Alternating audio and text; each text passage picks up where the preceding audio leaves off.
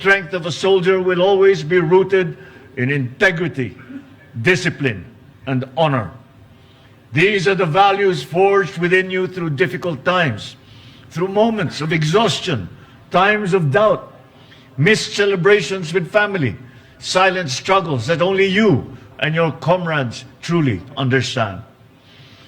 As you take your oath today, remember that your loyalty is not to any political interest, not to any individual, nor any passing ideology.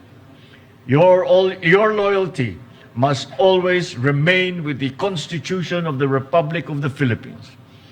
Throughout this mission, carry with you the honor code instilled in you by the Academy. Never lie, never cheat, never steal, and never tolerate those who do.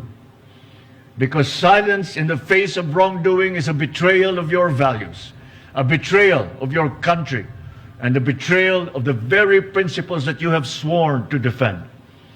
Along the way, you will encounter a lot of forks in the road that will test your resolve, placing you in situations where you must choose between difficult options.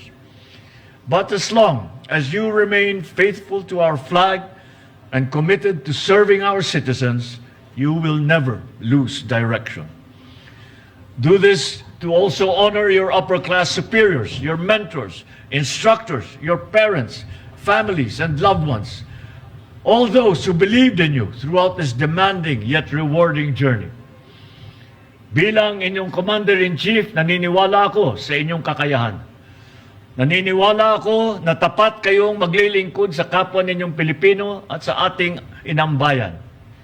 Today, I share with you the noble duty of protecting the Filipino people. Let us continue marching towards a more secure, peaceful, and stronger bagong Pilipinas.